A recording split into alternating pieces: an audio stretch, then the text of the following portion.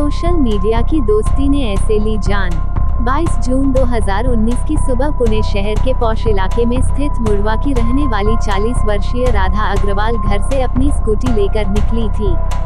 उसने घर पर बताया था कि वह अपनी सहेलियों के साथ साईं बाबा के दर्शन करने शिरडी जा रही है।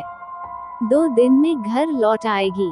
घर से निकलते समय वह अपने सारे गहने पहने हुई थी। जब वह 25 जून तक नहीं लौटी तो पति किशोर चंद्र अग्रवाल ने उसका फोन मिलाया, लेकिन राधा का फोन स्विच ऑफ मिला। राधा के 16 वर्षीय बेटे मानव अग्रवाल ने इस बारे में अपनी मां की सहेलियों से बात की तो उन्होंने बताया कि वह तो शिरडी गई ही नहीं थी, न ही उन्हें राधा के शिरडी जाने की कोई जानकारी है।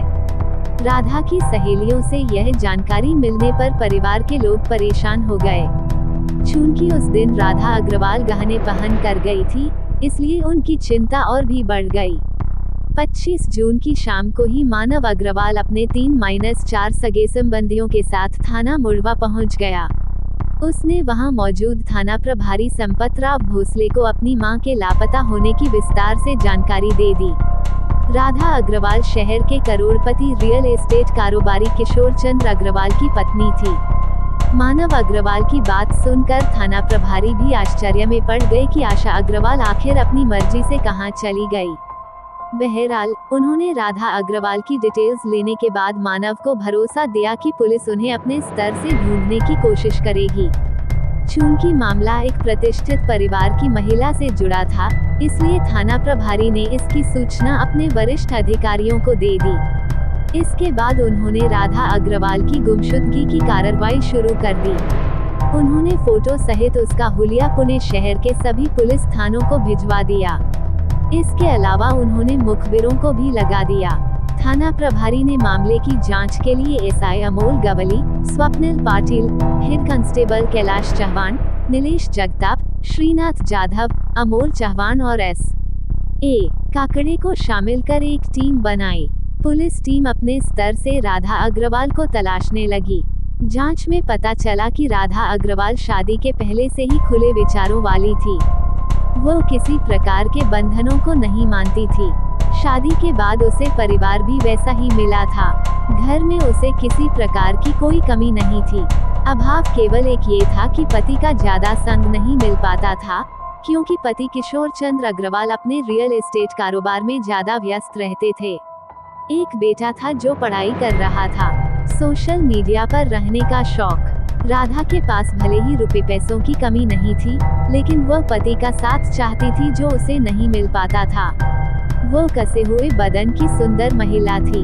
एक युवक की मां होने के बाद भी उसका शारीरिक आकर्षण बरकरार था। यही वजह थी कि राधा ने अपना मन बहलाने के लिए जब सोशल मीडिया का सहारा लिया तो कुछ ही दिनों में उसके हजारों फॉलोअर्स और सैकड़ों दोस्त बन गए थे।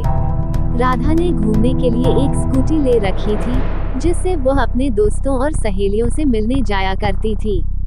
वह तरह तरह के पोज में खींचे गए अपने फोटो फेसबुक पर डाल दिया करती थी, जिससे उसे काफी प्रशंसा मिलती थी। सोशल मीडिया से जुड़ने के बाद राधा अग्रवाल के चेहरे पर अक्सर चमक दिखाई देती थी। वह अपनी इस जिंदगी से काफी खुश रहने लगी थी। ये जानकारी मिलने के बाद जांच अधिकारी को इस बात का पूरा भरोसा हो गया कि राधा अग्रवाल की गुमशुदगी के पीछे कोई गहरा रहस्य है, जिसका पर्दा उठाना जरूरी है। पुलिस ने राधा अग्रवाल का मोबाइल नंबर लेकर उसकी कार डिटेल्स निकलवाई तो अंतिम लोकेशन पुणे के ही भोसले नगर रेंज हिल इलाके की मिली। पुलिस वहां पहुंच गई और इधर उधर खोजबीन करने लगी। वहां पर एक स्कूटी मिली जो राधा अग्रवाल की ही थी। पुलिस ने स्कूटी की डिक्की खोलकर देखी तो उसमें राधा का मोबाइल फोन मिला। फोन डिस्चार्ज हो चुका था। अग्रवाल के बारे में पूछताछ की तो पहले तो वह यही कहता रहा कि राधा अग्रवाल नाम की किसी महिला को नहीं जानता, लेकिन पुलिस ने जब व्हाट्सएप और फेसबुक पर उसकी और राधा की चैटिंग दिखाई तो वह सहम गया। वह चाहकर भी अपना झूठ नहीं छिपा सका। सख्ती से की गई पूछताछ में उसने स्वीकार कर लिया कि वह राधा अग्रवाल की हत्या कर चुका है। हत्या की बात सुनते ही पुलिस चौंक गई।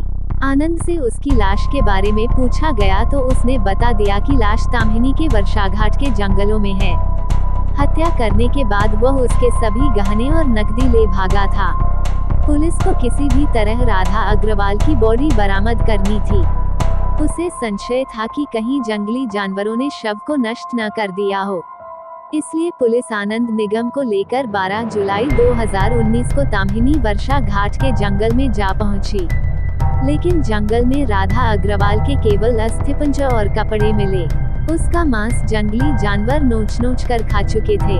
पुणे पुलिस ने स्थानीय पुलिस के सहयोग से कंकाल बरामद कर पोस्टमार्टम के लिए भेज दिया। इसके बाद पुलिस आनंद निगम को लेकर पुणे लौट आई। पूछताछ करने पर आनंद निगम ने राधा अग्रवाल की हत्या की जो कहानी बताई वह इस तरह थी। आनंद की अपनी कहानी। 31 वर्षीय आनंद निगम मूल रूप से कर्नाटक का रहने वाला था। उसके पिता का नाम शिवाजी निगम था। परिवार में उसके माता पिता के अलावा एक छोटी बहन थी। परिवार की माली स्थिति साधारण थी। जब उसके पिता का निधन हो गया तो घर की जिम्मेदारी आनंद पर आ गई। वह रोजी रोटी की तलाश में परिवार के साथ पुणे आ गया और वहां की वृंदावन कॉलोनी के तापकीर नगर में रहने लगा। पुणे में रहते हुए उसकी मां ने एक दूसरे आदमी का हाथ पकड़ लिया था। बहन जवान हुई तो उसने भी लव मैरिज कर ली। इसके बाद आनंद ने भी अंतरजातीय विवाह कर अपना घर बसा लिया। समय गुजरता गया और वह 2 बच्चों का बाप बन गया। अपनी रोजी रोटी के लिए उसने एक पुरानी कार ले ली और लोगों को कार चलाना सिखाने लगा। उसके पास ड्राइविंग सीखने के लिए ज्यादातर महिलाएं आती थीं। व्यवहार कुशल होने के नाते अधिकतर महिलाएं उसके प्रभाव में आ जाती थीं, जो उसकी दोस्त बन जाती थीं। वो उनसे फेसबुक, व्हाट्सएप के माध्यम से चैटिंग किया करता था, जिसका असर उसके व्यवसाय पर पड़ने लगा था। ये बात जब उसकी पत्नी को मालूम हुई तो उसने उससे आड़े हाथों लिया। विवाद इतना बड़ा कि उसे अपना कार ड्राइविंग का धंधा बंद करना पड़ा। इसके बाद उसे परिवार चलाने के लिए कोई काम तो करना ही था। उसने अपने जान पहचान वालों और दोस्तों से ब्याज पर पैसे लेकर भोसले नगर के रेंज हिल इलाके में एक टी स्टॉल शुरू कर दिया। स्टॉल पर वह बीड़ी सिगरेट भी बेचता था। इस काम में उसकी मां भी मदद किया करती थी। पूरा दिन खपाने के बाद भी इस काम में कोई खास आमदनी नहीं हो पाती थी।